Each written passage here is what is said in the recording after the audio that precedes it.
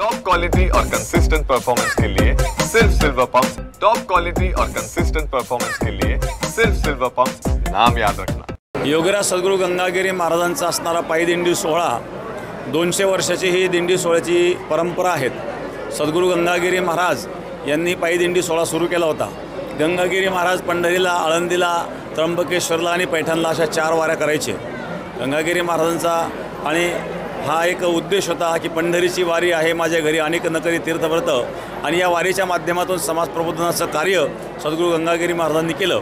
गंगागिरी महाराजांनी व्यसनमुक्तीचं कार्य केलं, लोकांना व्यसनापासून मुक्त केलं आणि लोक परमार्थाला लावले, आणि अन्नदानावर विशेष जोर गंगागिरी महाराजांचा होता। तर अशा प्रकारे आणि समाज प्रबोधनाचं कार्य करीत करीत गंगागिरी महाराजांची परंपरा चालू आहेत आणि ही 5वी 6वी पिढी आहेत। आतापर्यंत 5 पिढ्या झालेल्या आहेत।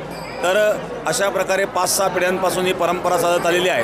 आज या ठिकाणी जवळजवळ 3 ते 4 हजार लोक दिंडीमध्ये सहभागी झालेले आहेत आणि आपण भजन करीत करीत पंढरपूरला चाललेलो आहोत। किती दिवसाचा हा प्रवास असणार आहे? हा प्रवास आता आपले रस्त्याने 13 मुक्काम आहेत आणि पंढरपूरमध्ये 4, असा 17 दिवसाचा हा प्रवास आहे।